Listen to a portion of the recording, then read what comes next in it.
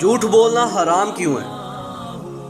حضرت ابن مسعود رضی اللہ تعالیٰ عنہ بیان کرتے ہیں، نبی اکرم صلی اللہ علیہ وآلہ وسلم نے ارشاد فرمایا، سچ نیکی کی طرف لے جاتا ہے اور نیکی جنت کی طرف لے جاتی ہے، یہاں تک کہ آدمی سچ بولتا رہتا ہے اور اللہ کی بارگاہ میں اسے سچا لکھ دیا جاتا ہے، اور جھوٹ گناہ کی طرف لے جاتا ہے اور گناہ جہنم کی طرف لے جاتا ہے، یہاں تک کہ انسان جھوٹ بولتا رہتا ہے اور اللہ کی بارگاہ میں اسے جھوٹا لکھ دیا جاتا ہے۔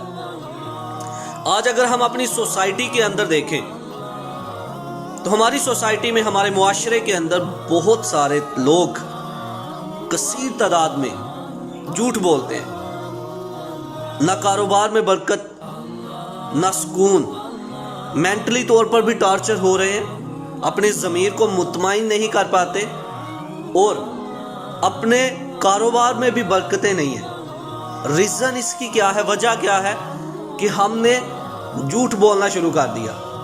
ہمارا اسلام، ہماری شریعت جس چیز کی اجازت نہیں دیتی، اس چیز کو اپنا کے ہم کبھی بھی سکون حاصل نہیں کر سکتے۔